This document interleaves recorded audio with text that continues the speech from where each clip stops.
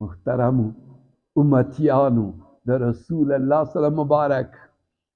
قربانم شمه قربانم شمه د رسول الله مخګره مبارکه د خاورو ډکه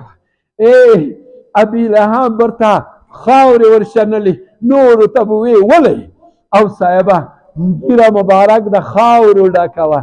ته نن د ستنې تکلیف نه وي درسېدلی او بیا صاحب د اسلام نه بیزار یې بیا یهودیان خوښوي بیا نصرانیان خوښوي بیا خوارج خوښوي بیا نورو خلکو ته تللی نه دا دین کې به تکلیف وي زما محترم ورونو نو څه چل و نو هغه ورته وایي قل لا اله الا الله تفلحو وایه قل هو الله احد احد وایي سخت ښکلی آواز دی ډېر ښکلی دی ډېر ښه نوم دی الله رب العزت دی بعضې علماو لیکلي دا هم اسم ذات دی وی دا د خدای د ذات نوم دی ولې وی په ده کې بنا نه راځي د ده ضد نشته دی د احد ضد نشته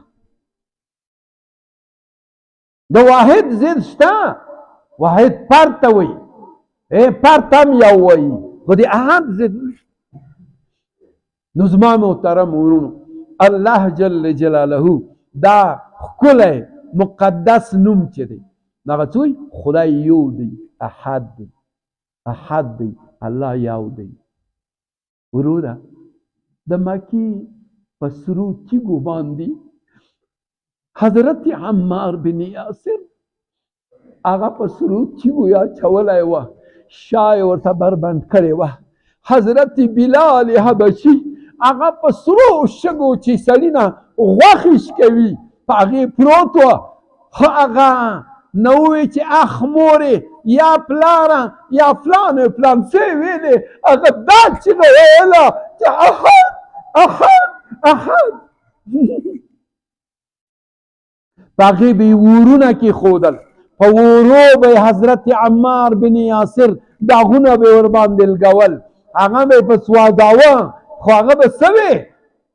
بلال به څه وی رضی الله تعالی عنه احد احد